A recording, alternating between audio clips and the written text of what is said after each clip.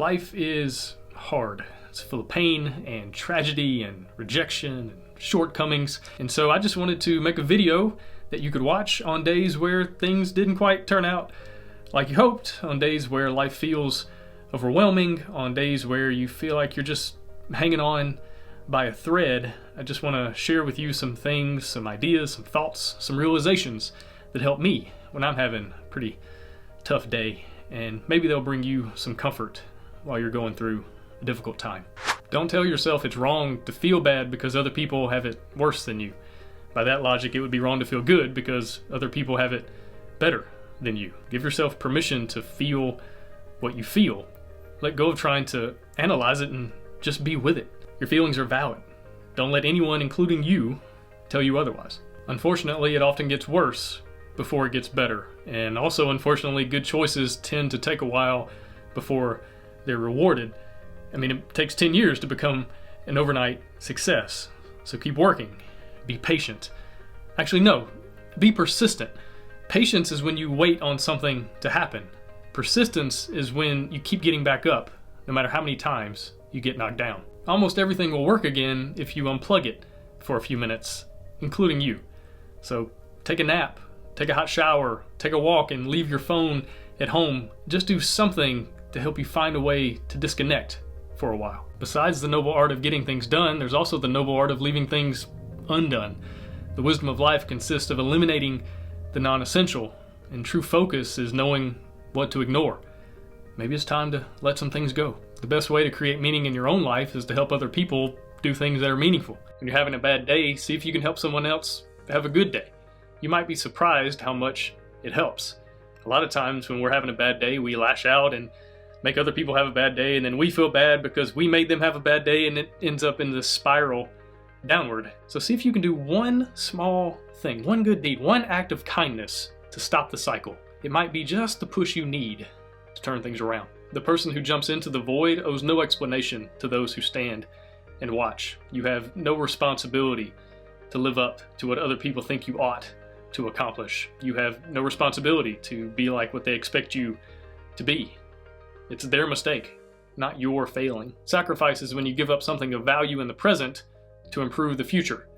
It makes today worse so that tomorrow can be better. Instead of feeling that you've blown an entire day and thinking, I'll get back on track tomorrow, think of each day as having 4 quarters: morning, midday, afternoon, and evening. If you blow one quarter, just get back on track for the next quarter. You didn't have a bad day, you had a bad quarter. Play the next one. A man found an eagle's egg and put it in the nest of a barnyard hen. The eagle had hatched with the brood of chickens and grew up with them. All his life, the eagle did what the barnyard chicks did, thinking he was a barnyard chicken. He scratched the earth for worms and insects, he clucked and cackled, and he would thrash his wings and fly just a few feet in the air. Years passed and the eagle grew very old, and then one day he looked up and saw a magnificent bird flying through the sky. It glided in graceful majesty among the powerful wind currents with scarcely a beat of its strong golden wings. The old eagle looked up in awe. "Who is that?" he asked. "That's the eagle, king of the birds," said his neighbor. "He belongs to the sky, but we belong to the earth. We're chickens." So the eagle lived and died a chicken, for that's what he thought he was. So often we let other people determine who we are. We let what they think, what they say, what they believe about us turn into what we believe about us. But who are you really? Mark Twain once said, "I've lived through some terrible things in my life. Some of them actually happened." In other words, a lot of times we get so caught up in our minds and thinking thoughts that aren't real, believing a reality that's just not so. So what are your thoughts right now? What are your beliefs? Are they real? Are they based on someone else? What's the truth? Because the thoughts you think and the words you speak, they become the house that you live in. And remember that doubt kills far more dreams than failure ever will. So don't let your current situation plant the seeds of doubt that turn into the weeds that steal life from your dreams. It's better to be alone than to be with toxic people. It's better to do nothing than to work on something that doesn't matter. It's better to rest than to climb the wrong mountain. Before David fought Goliath, he had been watching over his father's sheep. Many times lions and bears had come along to eat the sheep, and David had to fight them off. David had been prepared to fight a giant by first fighting lions and bears. because what happens to us prepares us. You can't win them all, and sometimes, well, It is possible to commit no mistakes and still lose. That is not a weakness. That is life. I was once chatting with someone who wanted to be a writer, but he was feeling super discouraged. So I asked him, said, well, how long have you been writing? He said, 2 years. I asked, well, how old are you? He said, 23. I said, okay, so you're a level 23 human and a level 2 writer. When you were a level 2 human, how good at things were you? That seemed to help him out a little bit. Stop beating yourself up about where you are compared to where you should be. It's all arbitrary, and comparison is a thief of joy. Maybe you feel like trash right now, and if that's the case, I just want to remind you of the wise words of Oscar the Grouch. Just because you're trash doesn't mean you can't do great things. It's garbage can, not garbage cannot. John Green once said, so often we try to make people feel better by minimizing their pain, by telling them that it will get better, which it will, or that there are worse things in the world, which there are. But that's not what I actually needed. What I actually needed was someone to tell me that it hurt because it mattered.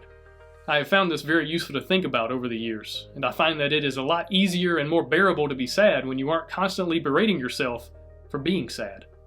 And just to reiterate, it hurts because it matters. Acknowledging sadness and uncomfortable feelings doesn't mean we're agreeing with them. It means we see them. It's like when clouds pass over. If it's raining, I don't have to stand there under it, but I do have to acknowledge that my clothes are going to get wet momentarily. John Whittier once said, of all sad words of mouth or pen, the saddest are these, what might have been. Maybe you failed, maybe it didn't work out, maybe it's over, but at least you know. You don't have to wonder what could have been. I would rather say, oh well, than what if. You did the best you could. There's nothing more you could have said or done. It's okay to let go. You've made an incredibly positive impact on people that you don't even remember. You've been the difference maker for someone and you don't even know their name. Not every question has an answer or is meant to be answered. Some things just are, and that's okay. We usually experience things before we have the vocabulary to describe them. What you experienced at 5, you could not articulate until you were 15. What you go through at 25, you won't have the vocabulary to talk about until you're 40. So if you can't make sense of things, step back. Maybe it's not time for them to make sense. And never forget, joy comes with the morning.